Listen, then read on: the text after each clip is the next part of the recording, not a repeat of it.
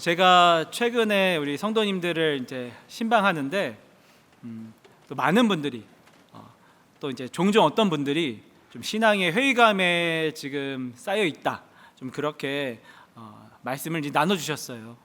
그 이유가 뭔가 하니 삶에 어려움이 자꾸 생기는데, 그런 어려움들이 막 있는데 이게 신앙적으로 극복이 되지가 않는 거예요. 함께 더 기도해 보기도 하고 더 열심히 기도해 보기도 하지만 그 문제가 해결될 기미가 보이지 않는 거죠. 그래서 이런 마음이 든다고 한다면, 기도하면 뭐 하나? 기도하면 뭐 하나? 결국 내가 해결해야 되는데 기도하면 뭐 하나? 이런 마음이 든다는 거죠. 한켠에서는 서운한 마음도 들고 하나님께 원망의 마음도 듭니다. 그리고 정말 이게 하나님 정말 계신가? 내 기도를 듣고 계시는가? 하는 그런 회의감에 쌓여서 정말 신앙생활이 잘하고 싶지만 지금 그런 부대낌이 있다라고 하시는 거죠. 여러분들 어떻습니까? 기도하면은 막 응답되어지고 그 어떤 기적들이 막 일어나고 어떤 신앙생활을 하고 계십니까? 많은 경우에 그런 우리 삶에서 그런 어려움들이 찾아오고 그런 고난들 찾아옵니다.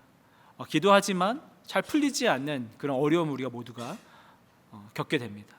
이때 우리는 어떤 것을 바라보고 또 무엇을 붙들어야 될까요? 오늘 이 말씀의 주인공은 이제 디모데인데요. 이 디모데에게 이 스승인 사도 바울이 편지를 쓰는 그 내용입니다. 이 디모데후서는 사도 바울의 마지막 편지라고 그렇게 알려져 있습니다. 사도 바울이 순교하기 직전에 정말 유언과 같이 자기 사랑하는 제자에게 남긴 편지라고 이렇게 알려져 있습니다. 그 사도 바울의 순교의 시기가 그러면 어떻게 되냐면, 많은 사람들이 이 네로 황제의 박해 때 사도 바울이 순교했을 것이다, 그렇게 알고 있습니다. 그러니까 지금 이 시기가 어떤 시기냐면 디모데에게 있어서 로마의 핍박이 점점 거세지는 그런 상황인 거예요. 점점 거세지고 있습니다. 이 신앙이 있다는 그 이유 하나만으로 사랑하는 가족들이 로마의 군병들에 끌려갑니다.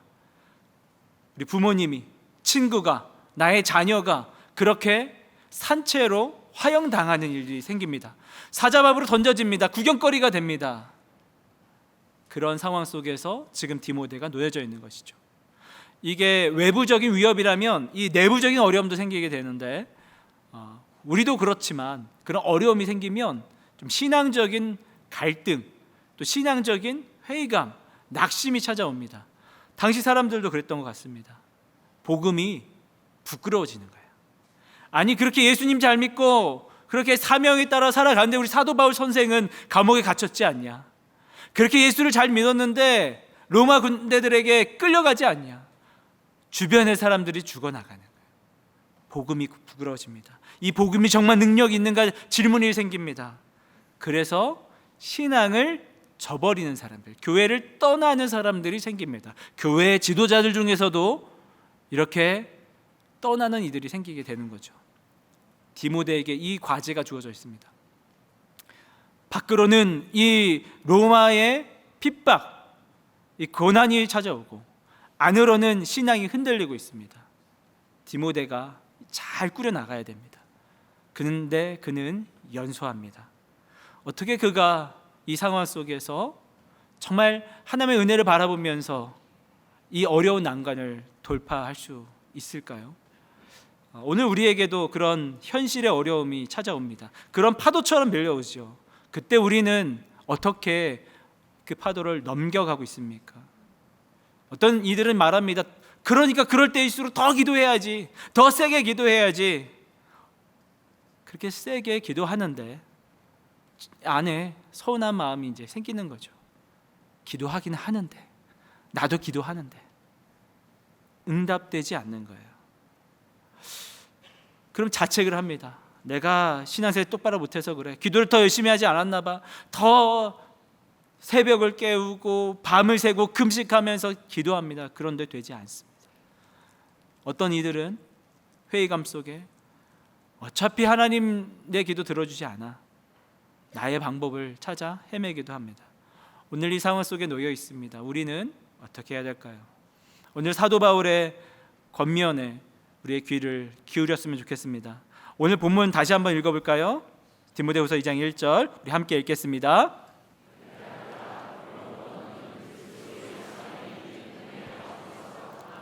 아멘. 사도 바울은 이 위기 속에 놓여져 있는 디모데에게 강해야 된다, 강해져라 라고 권면하고 있는 것이죠. 맞는 말입니다. 힘이 있어야죠. 능력이 있어야 되죠. 어떤 카리스마 있는 지도력이 있어야지 이 위기 상황 속에서 이 교회를 잘 추스르고 그의 연소함을 업신여기는 사람들에게 나다 이렇게 보여줘야죠.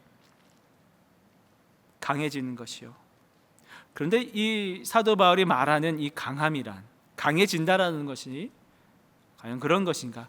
저는 조금 소심한 편입니다. 그래서 이렇게 목사님 더 강해져야죠, 담대해져야죠, 돌파해야죠 라고 얘기하면 나도 그러고 싶은데 점점점 그래야 되는지 알겠지만 사실 그렇게 몸이 잘 작동하진 않아요. 마음이 그렇게 잘 작동하진 않아요.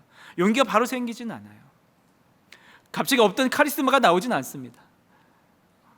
어떻게 하면 이 강해질 수 있을까? 사도 바울은 오늘 이 강하라라는 이 권면을 하면서 이 문법을 한번 봤으면 좋겠는데요. 이 강하고라고 써 있는 단어는 엔디나무라는 원어입니다. 엔디나무라는 원어는 무엇이냐면 디나무가 강하라라는 뜻이에요. 이것이 수동태로 쓰인 거예요. 수동태로. 뭐냐면 이 능동태는 내가 강해지는 거예요. 내가 훈련하고 내가 갖추고 내가 성장해서 내가 튼튼해져서 내가 강해지는 것이고, 수동태는 내가 아니라 강함을 당하는 거예요.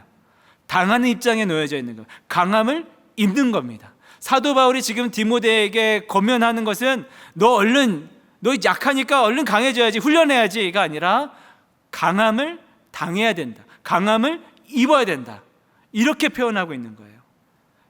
이건 어떤 일이냐면 제가 어렸을 때 뉴스가 기억이 납니다.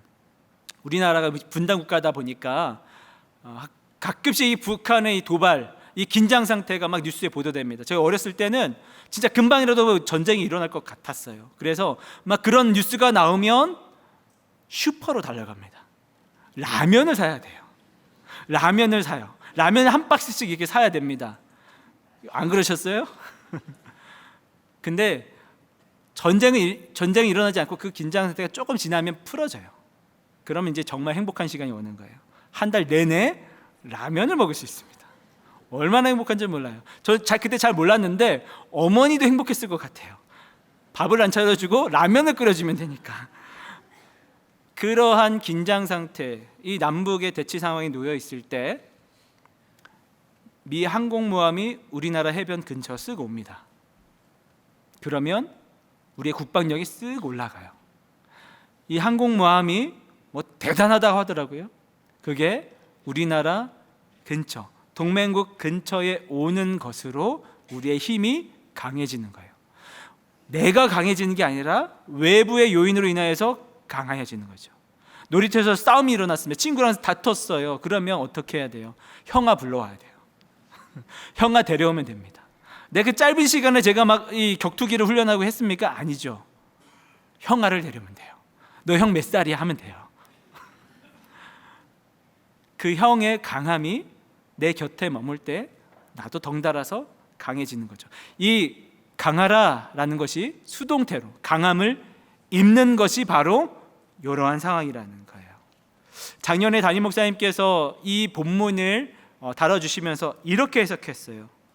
힘의 원천이 나에게 있지 아니하고, 강하라, 강해져야 된다라는 이 본문을, 이 문장을 해석하면서 힘의 원천이 나에게 있지 아니하고, 이해하셨습니까? 힘의 원천 나로부터 나오는 것이 아니라 외부로부터 오는 것이라고요. 오늘 성경에서 어떻게 나와 있습니까? 그리스도 예수 안에 있는 은혜 가운데서 강하고, 내가 강한 것이 아닙니다. 그리스도 예수의 강함이 나에게 오는 거예요. 그것을 입는 겁니다. 여기에서 엇박자가 나는 거예요. 사실 저를 포함해서 강해진다라는 것은 내가 강해지는 것만 생각을 해왔던 것이죠. 내가 조금 더 강해지기 위해서, 조금 더 갖추기 위해서, 조금 더 능력 있는 사람이 되기 위해서 재력과 권능과 권세와 지위를 더 얻기 위해서 그렇게 우리는 살아왔잖아요. 그런데 힘의 원천이 나에게 있지 아니하고.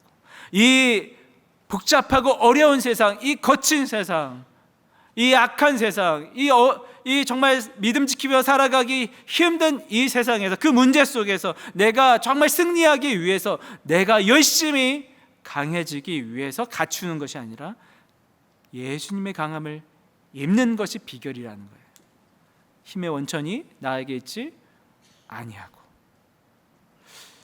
그래서 오늘 이 은혜 안에서 강해지는 것, 은혜 안에서 강해지는 것에 대해서 좀 나누고 싶습니다. 우리에게 익숙하지 않기 때문에 이 은혜 안에서 강해지는 것이 무엇인가, 이 세 가지로 좀 나누고 싶습니다. 첫 번째입니다. 첫 번째로는 내밀한 교제를 사모하는 것이에요. 내밀한 교제를 사모하는 것입니다. 제 얘기를 짧게 좀 이렇게 들려드리고 싶습니다. 제가 20대 때요, 20대 이 초중반 때 깊은 침체에 빠졌습니다. 그래서 교회를 한 3년간 떠난 적이 있어요. 그 이유가 뭐냐면 제 가장 가까웠던 친구가 갑자기 세상을 떠나게 된 거예요. 건강했던 그 친구가, 20대 초반의 그 친구가 갑자기 세상을 떠나는 거죠. 이해할 수도 없고 아주 허망하게 건강했던 그 친구가 군을 입대해서 나중에 시신으로 돌아온 거죠. 어떻게 누가 아무도 이 상황에 대해서 정확히 설명해 주지 않는 그 이유, 20대 초반인데 이게 어떻게 받아들여지겠습니까? 이 친구가 세상을 떠날 수 있다는 그 사실마저도 받아들이기가 버거운데요. 그러니까 누구에게 항변할 수가 없으니까 하나님을 원망하게 됐어요. 하나님 도대체 뭐 하시는 겁니까? 왜 이런 일들이 일어나도 침묵하는 것입니까? 도대체 하나님 어디 계십니까? 그렇게 하나님께 따져 묻고 그렇게 하나님께 원망의 소리를 높였는데 돌아온 답은 없었습니다. 침묵하시는 것 같은 거죠. 묵묵부답이더라고요. 그렇게 교회를 떠났습니다. 이 교회를 나와도 너무 괴로워서 정말 앉아 있을 수가 없겠더라고요. 그래서 교회를 떠나게 되었어요. 저에게 다행히 좋은 친구들이 있었습니다. 제가 그렇게 교회를 떠나니까, 교회를 나오지 않으니까 친구들이 계속 제가 교회를 나올 수 있도록 문을 두드리겠어요. 전화를 하기도 하고 진짜 집으로 찾아오기도 하고 교회를 나오라고 이렇게 권면하기도 하고 맛있는 것을 사주기도 하고 막 이래도 보고 저래도 보고. 아마도 제가 마음이 조금씩 그 친구들의 섬김 때문에 열렸던 것 같아요. 그러나 여전히 교회 나올 때마다 괴로운 것은 마찬가지였습니다. 수련회가 다가오니까 친구들이 같이 가자요. 싫다고 했죠. 그러니까 친구들이 수련회비를 내주겠다. 뭐 대학생들이 무슨 돈이 있다고 수련회비를 내주겠다. 몸만 와라 막 그러는 거예요. 몸만 가면 안 되거든요. 속옷도 좀 챙겨가고 그래야 되는데 무슨 생각인지 너 몸만 오면 돼 막 그러는 거예요. 근데 이 상황이 감사하기도 하는 한편 좀 괴로운 거죠. 내가 너무 교회를 확실하게 떠나야 되는데 이 발을 담그고 있구나. 이 교회를 떠나기로 마음을 먹고 좀 딜을 삼았습니다. 그래 친구들 그렇게 교회를 나오라 하니, 수련회를 가자고 하니 여기 이 수련회를 내가 참가해보고 아무런 느낌이 없으면 이제 정말 교회 끊을 거야. 어렸을 때부터 교회를 다녀서 그런지 이 교회를 떠나는 것도 쉽지 않더라고요. 그 디데이가 필요했어요. 하나님 정말 이때도 아니면 이제 절대 하나님 볼 일 없습니다 하고 결심을 하게 됐죠. 그리고 수련회를 마지못해 가는 척 따라가게 되었습니다. 수련회 기간을 이렇게 3박 4일의 기간을 보내는데요, 아무런 일도 일어나지 않습니다. 그런 강팍한 마음으로 왔으니 무슨 은혜를 받겠어요. 그리고 대망의 마지막 저녁 집회 날, 이 청년 시기 때 이렇게 교회에 있었던 분들은 아시겠지만 마지막 저녁 집회 때 은혜를 받지 못하면 거의 없어요. 거의 대부분은 은혜를 받습니다. 거의 바로급의 강팍함이 아니면은 거의 대부분 은혜 받게 돼 있거든요. 근데 그 한 명이 저였던 거죠. 제가 바로 같은 사람이었던 거예요. 처음부터 내가 이거 수련회 끝나면 교회 떠날 거야 이런 마음으로 왔으니까 어떤 은혜가 있겠어요? 마지막 저녁 집회 때 막 그렇게 뜨겁게 기도하고 뜨거운 말씀을 전해주시는데도 마음이 냉랭해요. 아무것도 없어요. 그냥 언제 집에 가지? 이 생각만 나와요. 청년부 수련회는요, 요즘엔 모르겠는데요, 제가 다닐 때는 마지막 저녁 집회 때 뜨겁게 기도한 다음에 정말 기쁨의 찬양을 많이 부릅니다. 그러면서 기차놀이를 해요. 기차놀이 아세요? 이 어깨에 손을 잡고 이렇게 하는 거예요. 이렇게 기차를 만들어서 다니는 건데, 저는 은혜를 못 받았잖아요. 은혜를 못 받으면, 다 은혜 받는데 혼자 은혜를 못 받으면 은혜 받은 사람 굉장히 미워져요. 그 미운 사람들이 지금 기차놀이 하고 있는 거예요. 더 싫은 게 있어요. 제 어깨를 잡아요. 막 잡고 막 앞으로 가라는 거예요. 너무 싫어서 쳤습니다. 이렇게 저리 가라고 쳤습니다. 남들은 다 은혜 받고 누리는데, 그 기쁨의 찬양을 누리는데 저는 누릴 수가 없는 거죠. 마음이 냉랭하고 저는 이 시궁창에 있는 것 같은데, 내 마음은 새까맣게 타들어져 있는데 어떻게 기차놀이 하면서 기쁨의 찬양을 불러요? 너무 싫은 거예요. 이 기차놀이 하는 친구들을 피하게 되었습니다. 근데 제가 다녔던 이 청년부가 뼈대 있는 청년부예요. 수련회 참가한 청년들이 은혜 많이 받으라고 중보기도 팀이 있었어요.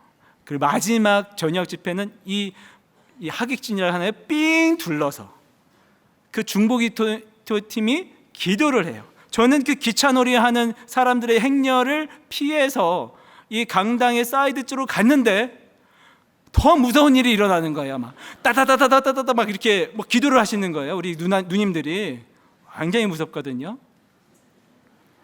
진태양내 빠진 거죠. 내가 강당 가운데로 오면 기차놀이 해야 돼요. 안 하고 서 있는 것도 굉장히 힘든 일이에요. 사이드로 빠지면 그 누님들의 기도 소리를 들어야 돼요. 진태양난. 굉장히 괴로웠던 시간들을 보냈던 기억이 납니다.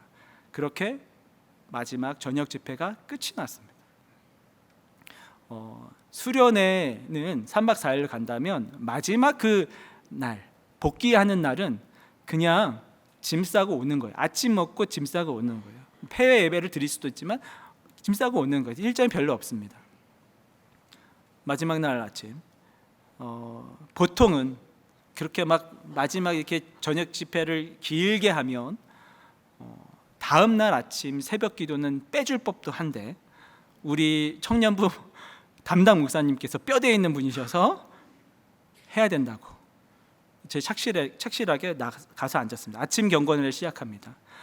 새벽 기도회처럼 짧은 메시지, 한 5분에서 10분 정도 되는 메시지와 한 30분 정도 개인 기도할 수 있도록 그렇게 음악을 틀어줍니다. 그런 시간이에요. 목사님의 설교도 기억이 나지 않습니다. 저는 어제부터 계속 기분이 나빴기 때문에 뚱하니 앉아 있습니다. 그리고 이제 한 30분 정도 개인 기도 틀어주는데, 그거는 이제 음악을 틀어주는 거니까 자면 돼요. 괜찮아요.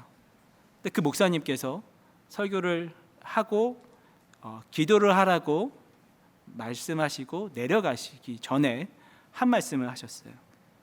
여러분 앞에 하나님이 계시다면 지금 여러분은 그 하나님께 무엇라고 말하겠습니까? 라고 질문을 하고 그렇게 기도회를 보내라고 하면서 내려가셨어요. 뚱하니 앉아 있다가 그 질문을 들으니까 생각이라는 걸 하게 된 거예요. 기도가 아니라 생각을 하게 된 거예요. 하나님이 내 앞에 온다고? 저는 지금 하나님께 쌓인 게 많거든요. 하나님이 내 앞에 온다고? 하나님 지금까지 저에게 3년간 침묵하셨거든요. 하나님이 내 앞에 온다고? 그럼 뭐라고 말하지? 근데 제가 곰곰이 생각해 보니까 하나님은 바쁠 것 같아요. 이 사람들 기도 다 들어줘야 되면 바쁠 것 같아요. 그래서 제가 오래 붙잡아 둘 수가 없는 것 같은 거예요. 짧게 계시겠다 싶어서, 하나님이 정말 내 앞에 온다면 내가 할 수 있는 거는 한마디겠다라고 생각을 하게 된 거죠. 그 고른 거예요. 이제 하나님께 하고 싶은 말이 이만큼 있는데 진짜 하고 싶은 말을 고르게 되는 거예요. 그런 마음 있잖아요. 이제 이 청소년기 때 이 사춘기를 보낼 때 마음처럼 진짜 이 부모 마음을 헤집어 놓고 싶은 마음, 그 못된 마음이 저한테 있는 거죠. 하나님은 어떻게 내가 말하면 하나님의 마음이 그렇게 아플까? 왜냐면 내가 너무 괴로우니까 하나님의 마음을 헤집어 놓으면 좀 마음이 시원해질 것 같아서, 하나님 정말 왜 그랬어요? 내 친구 왜 그랬어요? 이런 말들을 정말 하나님께 쏟아붓고 싶은 거죠. 어떤 원망의 말을 해야 될까라고 고르기 시작한 거예요. 아니야, 이거 아니야, 너무 약해, 더 센 걸로 해야 돼. 더 하나님 눈에 피눈물 나오게 내가 말해야 돼. 이런 심보로 말이죠. 이 말을 할까? 저 말을 할까? 하다가 저도 모르는 제 마음을 발견하게 된 거예요. 진짜 하고 싶은 말이 뭘까? 이거 아니야. 진짜 하고 싶은 말이 뭘까? 이거 아니야. 그러다가 진짜 내면에 있었던 말이 툭 튀어나오는 거예요. 하나님, 저도 하나님 만나고 싶어요. 하나님, 저 좀 만나주세요. 하나님, 저도 사실 주님을 사랑해요. 이 말이 너무 하고 싶더라고요. 깜짝 놀랐습니다. 어떤 센 말을 해서 하나님 눈에 피눈물 나게 할까 고르고 있었는데, 내가 진짜 하고 싶었던 말이 하나님 만나고 싶어요. 그게 저 하나님과의 내밀한 만남이었습니다.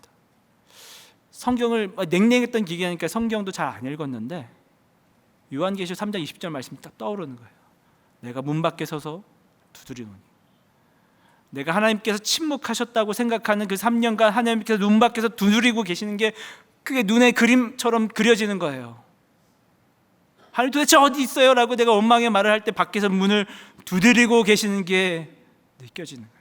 내가 고통의 시간을 보낸다고 생각했을 때 하나님께서는 분명히, 예수님께서는 분명히 억지로라고 열고 들어올 수 있는 능력 있는 분이신데 내가 문을 열 때까지 두드리고 계시는 거예요. 비가 오나 눈이 오나 문 밖에 서서 말이죠.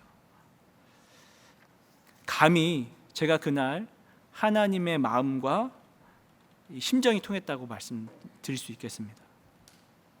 그게 느껴졌어요. 애타는 마음이. 하나님께서 제 친구의 상황 속에서 얼마나 아파하고 계시는지가 느껴졌어요. 그러니까요, 질문이 사라졌어요. 하나님은 자기의 아들이고 나는 친구인데 어찌 제가 하나님께 항변할 수 있겠습니까? 제가 말문이 막혔어요. 그 만남이, 그 내밀한 만남이 오늘의 이 자리까지 저를 이끌었습니다. 엘리야 선지자는 갈멜산 그 꼭대기에서 수백 명의 이방 선지자들과 전투를 벌이면서 완벽한 승리를 거둡니다. 그런데 그 승리도 잠시 그가 깊은 침체에 빠집니다. 왜 그가 침체에 빠지고 낙심하게 됐습니까? 정확하게는 알 수는 없지만 하나님께서 그를 다루시는 방식을 보면 알 수 있습니다. 열왕기상 19장 11절에서 12절 말씀인데요, 우리 같이 한번 읽었으면 좋겠습니다. 우리 함께 읽겠습니다. 여호와께서 이르시되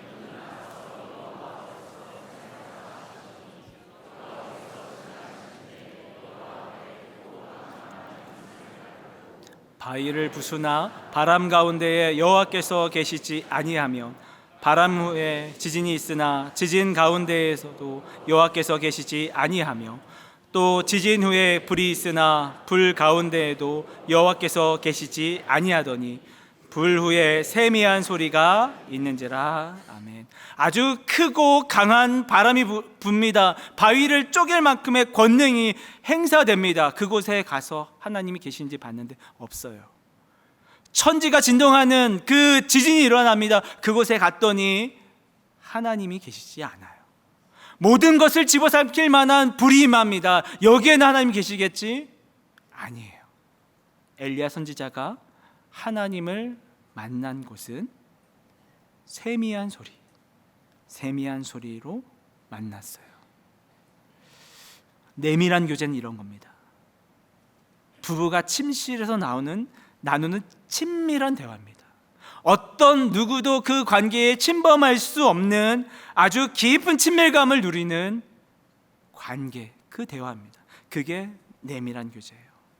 혹시 우리는 하나님을 만나기 위해서 바람을 찾아가고 지진을 찾아가고 불을 찾아가지 않았습니까? 물론 그곳에서도 하나님을 만날 수 있고 하나님의 권능이 맞습니다. 그러나 하나님께서는 우리와 내밀한 교제를 나누시길 원해요. 그 내밀한 교제 속에서 내가 강함을 입는 거예요. 두 번째입니다. 두 번째, 우리 은혜 안에서 강해지기 위해서 갑옷을 벗어야 됩니다. 갑옷을 벗어야 됩니다. 아이러니하죠. 갑옷을 더 입어야지 강해지는데 갑옷을 벗으라고 하는 거예요. 고린도후서 4장 7절 말씀 제가 읽겠습니다. 우리가 이 보배를 질그릇에 가졌으니 이는 심히 큰 능력은 하나님께 있고 우리에게 있지 아니함을 알게 하려 함이라. 힘의 원천이 나에게 있지 않다고 했습니다. 오늘 그 표현이 우리는 질그릇이다 라고 표현하는 거예요. 우리는 질그릇일 뿐이에요. 근데 우리는 지금까지 이 그릇이 얼마나 아름답고 얼마나 크고 얼마나 단단하고 얼마나 값비싼 것인지를 그렇게 살아왔던 거예요. 그런데 오늘 말씀은 이 그릇이 아니라 그 안에 뭐가 담겨져 있는가, 그 가치는 그 안에 뭐가 담겨져 있는가 라고 말하는 겁니다. 그 안에 보배가 담겨 있습니다. 보배가, 정말 보배로운 것은 내가 질그릇임을 인정할 때예요. 이 질그릇은 토기 그릇입니다. 쉽게 깨집니다. 쉽게 금이 갑니다. 쉽게 대체될 수 있습니다. 이건 일회용품과 같은 거예요. 그런데 우리는 그런 질그릇이지만 보배를 담은 거죠.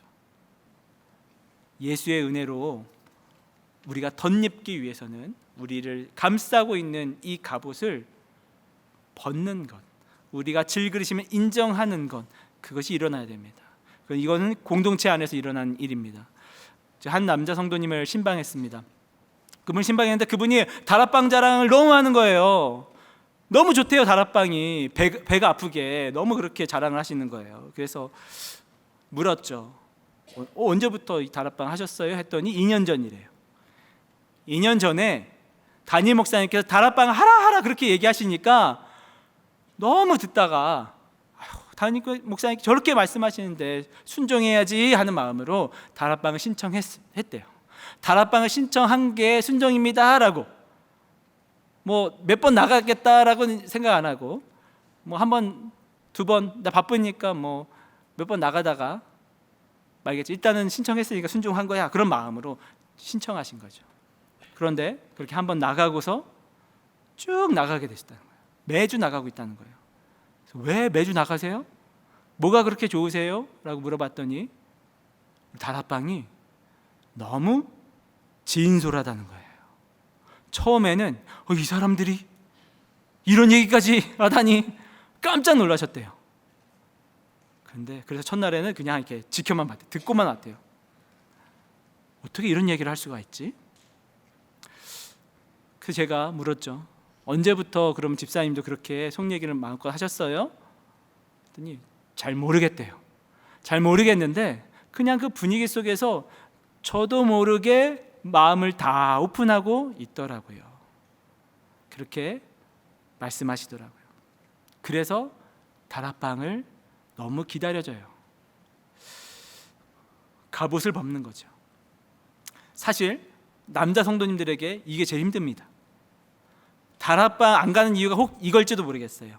내가 가서 내 얘기를 하려니까, 내 속 얘기를 하라니까 얼마나 싫어요. 그냥 가벼운 얘기, 뭐 사회 돌아가는 얘기, 경제 얘기, 정치 얘기, 뭐 이런 얘기를 하라고 하면은 마음껏 할 수 있는데, 남 얘기는 할 수 있는데 내 얘기를 하라니까 너무 이게 힘이 드는 거죠. 가서 무슨 얘기를 해? 그렇죠? 근데 한번 상상해 보자고요. 내 약함을 마음껏 드러내고 내가 완전 무장해제가 돼도 안전하다고 느껴지는 곳이 있다면, 내가 무슨 얘기를 털어놔도 내 약함을 드러내도 그것이 나의 흠으로 돌아오지 않는 곳이 있다면 어떠실 것 같으세요? 가고 싶지 않으세요? 정말 그것이 정말 세상에서 어디에도 정말 설사 가족에게도 털어놓지 못한 이야기를 여기서 털어놓고 정말 자신의 이야기처럼 들어준 사람들이 있다면 그것이 나에게 힘이 되지 않겠습니까? 고린도서 12장 10절 말씀 우리 함께 읽었으면 좋겠습니다. 함께 읽겠습니다. 그러므로 내가 그리스도를 위하여 약한 것들과 능력과 궁핍과 박해와 곤고를 기뻐하노니 이는 내가 약한 그때의 강함이라. 아멘. 내 약함이 강함이 될 수 있습니다. 내가 질그릇이면 인정할 때 내 안에 비로소 보배가 보이게 되는 거예요. 내 힘이 아니라 예수 그리스도의 그 보배로운 은혜가 나를 살게 하는 거죠. 마지막입니다. 세 번째입니다. 우리가 은혜 안에 강해지기 위해서 세 번째, 매일 주님 앞으로 나아가야 됩니다. 오늘 말씀을 준비하면서요, 이 강하다라는 이 단어를 제가 수동태로 그렇게 여러분이 설명드렸습니다. 그런데 한 가지 더 살펴볼 문법이 있습니다. 그것은 이 강하라라는 이 말이 현재형이라는 거예요. 당신 얼마나 강하냐? 증명해봐 라고 과거형으로 묻는 것이 아니라 지금은 약하지만 나중에 너도 강해질 수 있어 라고 미래형으로 말하는 것이 아니라 현재형이에요. 오늘 너의 약함을 인정하고 주님의 강함을 입어라. 그것이 살아가는 비결이다. 이렇게 말하는 것이죠. 갈라디아서 2장 20절 말씀 읽겠습니다. 우리 함께 읽겠습니다. 내가 그리스도와 함께 십자가에 못 박혔나니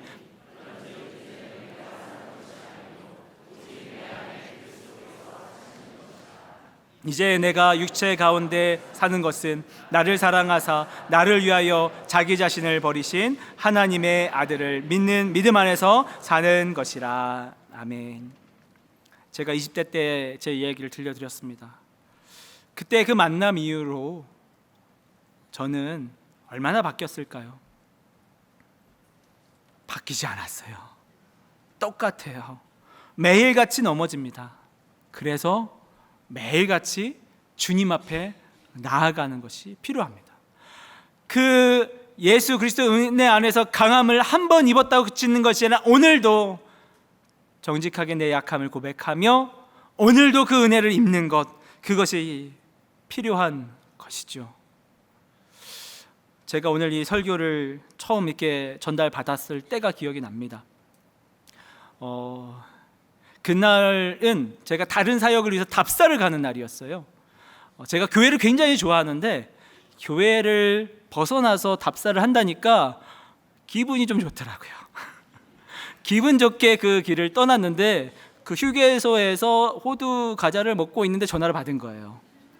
목사님, 이번 여름에 주일 강단을 섬겨주셔야 되겠습니다. 방금 담임 목사님께 보고를 마쳤고 목사님께서 오케이 하셨어요. 저한테 먼저 얘기를 하고 보고를 해야 되는데 보고를 하고 오케이를 받은 다음에 저한테 알려주신 거죠. 저는 아까도 얘기했지만 좀 소심한 성격이에요. 막 어려움과 막 위험, 막 이런 도전 과제들이 생기면 막 전투력이 생성이 돼가지고 내가 이걸 막 잘 돌파해야지, 잘 수행해야지, 이 위기를 기회로 극복해야지, 변화시켜야지 라고 하지 않고 어디 도망갈 데 없나? 저는 좀 이렇게 위축되고 좀 무섭고 그런 성격인 거죠. 회피하고 싶고 할 수만 있다면. 근데 가만 돌아보니까 설교를 준비하는데 제가 이 설교마저도 내 힘으로, 내 힘의 원천으로 하려고 하니 버겁고 부담스러웠던 거예요. 제 친한 목사님이 저에게 조언을 해줬습니다. 이 주일날 설교를 위해서 전날 토요일날 율동공원 돌면서 설교 정리하지 말라고. 왜냐하면 회개 기도만 나온다고 저한테 조언을 해주셔서 제가 그 조언을 받아서 율동공원을 가지 않고 설교 준비를 충실히 해야 되겠다 하고 설교에 도움이 될까 해서 E.M. 바운즈 목사님의 기도의 능력이라는 책을 꺼내서 봤습니다.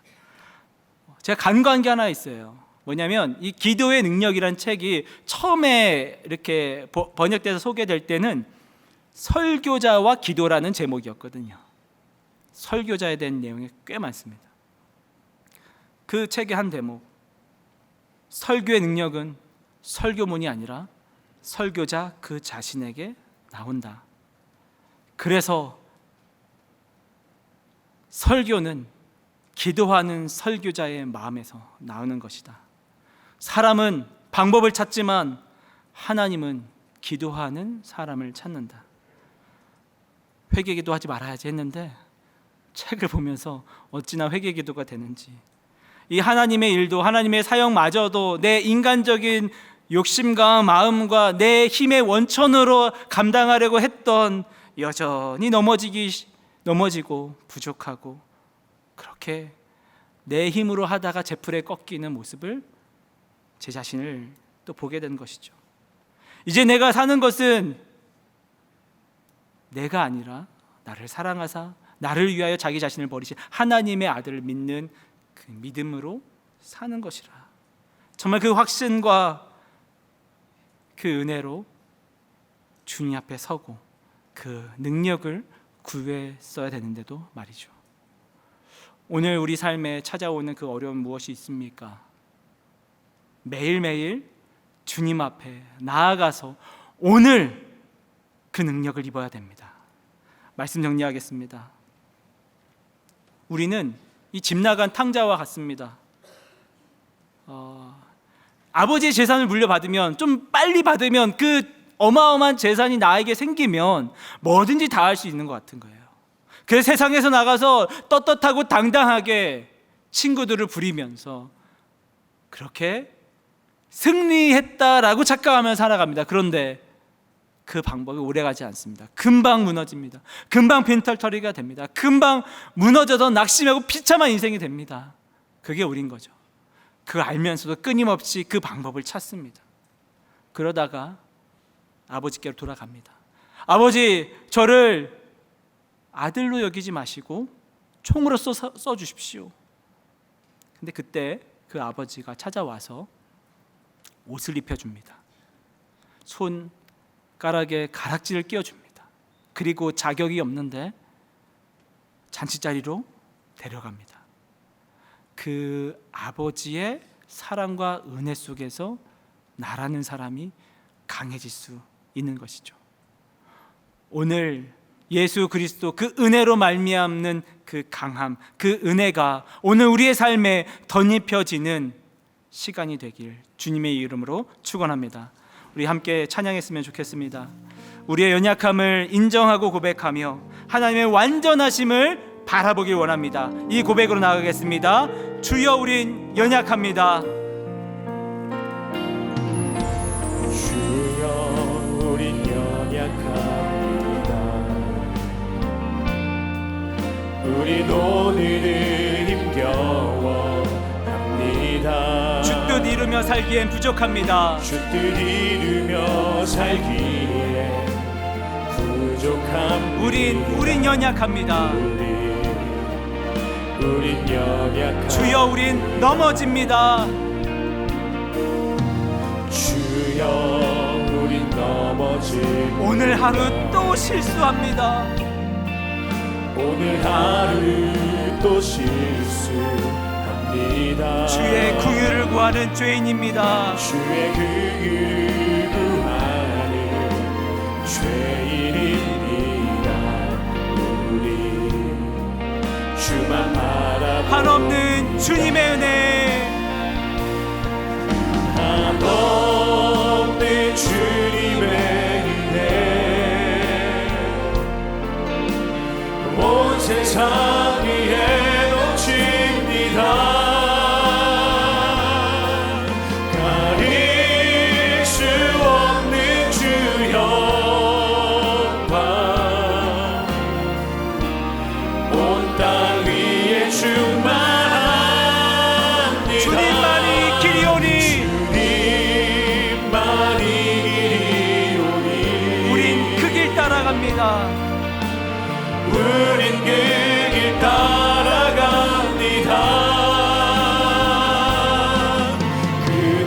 그날에 우린 이루신 주는 완전. 한 번 더 고백하겠습니다. 한없는 주님의 은혜, 한없는 주님의 은혜, 온 세상 위에 넘칩니다.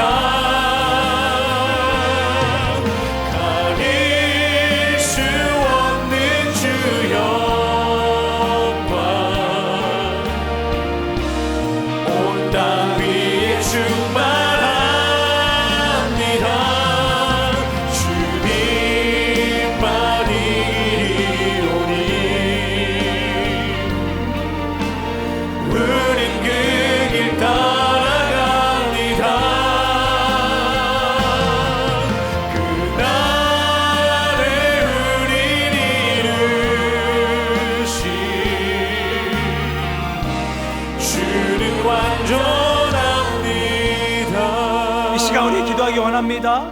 우리의 약함을 고백합시다. 우리는 연약합니다. 우리는 쉽게 넘어집니다. 우리는 또 실수하는 인생입니다. 주님, 우리의 이 연약함을 불쌍히 여겨주시고, 나에게는 그 힘의 원천이 없지만 나에게 그 힘의 원천을 불어넣어 주시는 그 하나님의 은혜를 붙들고 사명하며 나아갑니다. 주님, 오늘 그 내밀한 교제 가운데 우리를 찾아와 주시옵소서. 당신의 그 사랑을, 아버지의 그 아낌없는 사랑이 오늘 나를 살게 하여 주시옵소서. 나를 만나 주시옵소서. 함께 기도하겠습니다.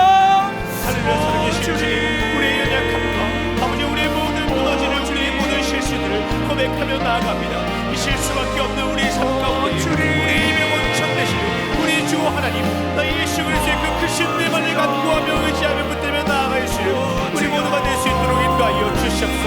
그렇지 못한다면 우리를 불쌍히 여겨주시옵소서. 언제 주님과의 내밀한 교제를 사모하는 마음, 아버지가 우리와 마음으로 나아가시는 우리가 될 수 있도록 인도하여 주시옵소서. 아버지, 우리 인간 되시고 진리의 생명 되신 매일 주님 앞에 나아가며 간구하며 주님께 기도로 간구하며 나아가시는 우리 인생 될 수 있도록 인도하여 주시옵소서. 뿐만 아니라 주님, 내가 나를 의지하였다면 나의 눈물을 하고 나의 지혜가 못을 벗어버리고 오직 우리 주 예수 그리스도의 그 크신 능력과 인사이며 역할 되어지며 우리가 될 수 있도록 주여 인도하여 주시옵소서. 은혜 가운데 강함을 하는 이 말씀을 날마다 기억하게 하여 주시옵소서. 우리의 모든 힘의 원천, 우리가 살아갈 수 있는 원동력 되시는 주 예수님의 크신 은혜만을 간절히 붙들며 나아가시는 우리가 될 수 있도록 인도하여 주시옵소서. 주님, 내밀한 교제를 사모하며 나아가게 원합니다. 주님과의 말씀 가운데 예배 가운데 자주수업으로 기도하는 시간 가운데 나에게 말씀하여 주시는 이 모든 것들을 믿음으로 받고 주님의 그 말씀을 의지하며 오직 성령 충만함으로 나아가시는 우리의 삶이 될 수 있도록 인도하여 주시옵소서. 날마다 넘어지고 연약한 우리의 존재를 고백하며 나아갑니다. 날마다 실수하는 우리의 모습을 고백합니다. 하지만 이 힘겹고 어려운 상황 가운데서도 죄인된 우리의 모습 가운데서도 하나님 주님의 은혜 가운데에 아버지 우리 삶 가운데 참으로 넘치는 것을 기억하며 주님의 크신 영광이 바로 서며 나아가시는 우리가 될 수 있도록 인도하여 주시옵소서. 함께 찬양했습니다. 한없는 주님의 은혜, 없는 주님의 은혜 온 세상 위에 넘칩니다. 가릴 수 없는 주 영광 온 땅 위에 충만합니다. 주님만이 길이오니 우린 그 길 따라갑니다. 우린 그 길 따라갑니다. 그날에 우리를 이루신 나를 이루신 우리 자리에서 함께 일어나서 한 번 더 찬양하겠습니다.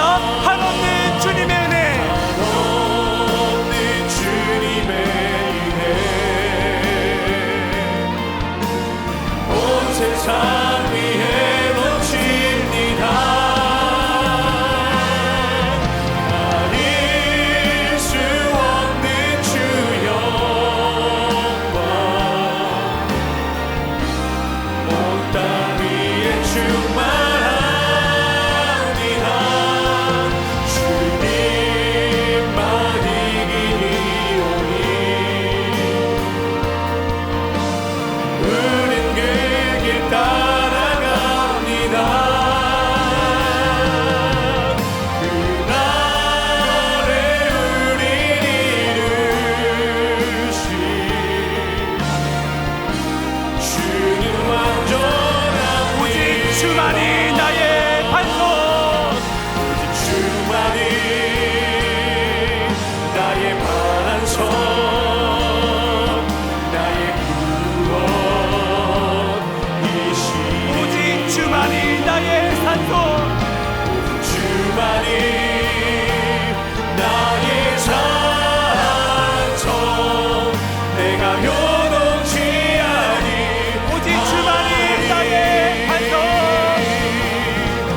주만이 나의 반성, 나의 구원이십니다. 나의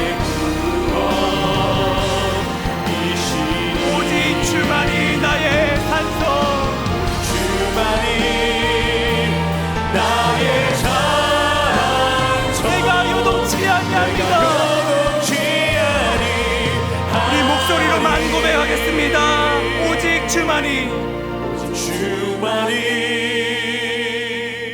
나의 반석, 나의 구원이시니. 오직 주만이 나의 산성, 내가 요동치 아니하리. 한 번 더 기도하기 원하는데요. 어떤 문제가 있습니까? 어떤 아픔이 있습니까? 주님께서 알고 계십니다. 주님 전능하십니다. 내가 당장은 침묵하는 것처럼 느껴지지만 하나님 알고 계십니다. 하나님 손 내밀어 주십니다. 오늘 나로부터 그 힘이 아니라 주님의 도우심을 구합시다. 주님, 너무나 어렵지만 하나님 정말 주님을 신뢰하고 붙들고 인내하게 하여 주시옵소서. 주님께서 우리 삶에 선한 결말 주실 것을 믿고 나아가게 하여 주시옵소서. 내 삶에 개입하여 주시옵소서. 함께 기도하겠습니다. 오 주님, 우리 모든 상황과 우리가 마저 주님을 신뢰하고 있는 우리 모든 기도 제목들을 누구보다 잘 보이시는 주님, 우리에게 날마다 손 내미시고 우리의 도우시는 주님만을 바라보고 주님께 모든 기도와 부르짖기 원하오니 하나님을 알게 하여 날마다 부르심 가운데 끝까지 인내하기를 원합니다. 끝까지 소망 되신 주님만을 바라보고 우리의 소망을 세상에 둔 것이 아니라 주님께 바로 오정하며 우리의 삶에 날마다 개입하시고 간섭하시는 주님의 크신 은혜와 말씀들을 날마다 기억하여 감사함으로 나아갈지는 우리의 인생 되게 하여 주시옵소서. 우리의 힘이 되시고 우리의 생명 되시는 여호와, 나를 얻으시고 이끄시는 나의 주 하나님의 전능함에 우리의 인생을 걸며 우리의 모든 전부를 드리며 나아가시며 우리의 삶이 될 수 있도록 인도하여 주시옵소서. 구원의 꼴 되시고 생명의 멸류관 되시는 우리 주 나의 하나님, 우리의 반석 되시고 요새 되시고 산성 되시고 날마다 기억하며 그는 나의 여호와 되십니다. 그는 나의 삶의 주인 되십니다. 날마다 이러한 입술의 고백과 성가와 우리의 삶 속으로 올려버려 날마다 온전히 주님께 드려지는 우리의 인생 되게 하여 주시옵소서. 날마다 믿음의 눈을 여기로 하여 주시옵소서. 주님의 크신 능력이라는 사랑감을 기억하며 감사로 나가는 되길 원합니다. 하나님, 저희는 탕자와 같습니다. 이것을 가지면 그렇게 잘 될 줄 알았습니다. 이거를 움켜쥐면은 하나님 잘 풀을 수 있을 거라 생각했습니다. 때로는 가지지 못해 불안했고 조급했습니다. 그러나 하나님, 거기에는 내 안에 안전함이 없었습니다. 하나님, 주님의 은혜를 구합니다. 주님의 능력을 구합니다. 나에겐 없지만 나에게 부어주시는 하나님의 은혜로 강해지길 소원합니다. 나와 함께하여 주시옵소서. 내 갑옷을 벗고 내 연약함을 인정하며 주님의 은혜로 매일매일 살기 원하오니 주님, 우리 연약하고 공고한 심령 가운데 은혜를 허락하여 주셔서 오늘 그 아버지의 사랑과 능력과 권능이 오늘 우리 모든 성도님들에게 경험되어지도록 역사하여 주시옵소서.